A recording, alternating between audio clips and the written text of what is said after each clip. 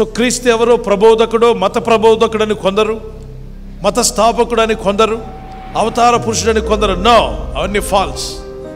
యేసుక్రీస్తు మత ప్రబోధకుడు కాదు, మత స్థాపకుడు కాదు, క్రిస్టియానిటీ ఫౌండర్ కానే కాదు.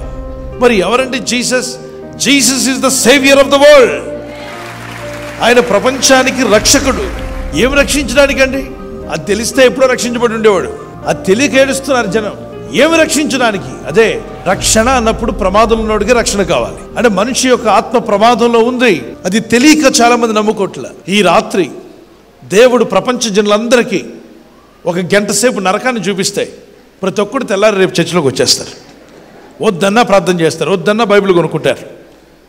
అయ్యా నరకాన్ని తప్పించు. రాత్రి కల్లో నరకాన్ని చూశాను, ఆత్మలు ఏడుస్తున్నాయి, కేకలు వేస్తున్నాయి, అయ్యో అయ్యో అని అరుస్తున్నాయి. అక్కడికి నేను వెళ్లకుండా ఏం చేయాలో చెప్పండి, ఏం చేయాలో చెప్పండి. ఎందుకు 500 నోట్లు 1000 రూపాయల నోట్లు పనికిరావు అని చెప్పేసరికి తెలివైన వాళ్ళు పరిగెత్తుకుంటూ వెళ్ళి మార్చేసుకుంటున్నారే, బ్యాంకులో మార్చేసుకుంటున్నారే, పాత ఇచ్చేసి కొత్త తెచ్చేసుకోవడానికి వెళ్తున్నారే.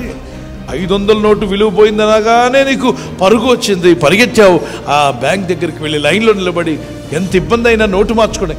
నోటు విలువ తెలిసిన వాడు నోట్లు మార్చుకోవడానికి వెళ్తున్నాడు, బతుకు విలువ తెలిసిన వాడు బతుకు మార్చుకోవడానికి ప్రభు యొద్దకు వస్తారని వారు గట్టిగా దేవునికి స్తోత్రాలు చెల్లిద్దాం. Praise the Lord. ఎందుకు వస్తున్నారు? యేసయ్య ఎందుకంటే బతుకు మార్చుకోవడానికి, మతం మారడానికి కాదు, బతుకు మారాలి, జీవితం మారాలి, మార్గంలోకి రావాలి, సత్యంలోకి రావాలి. అది అర్జెంటుగా జరిగిపోవాలి.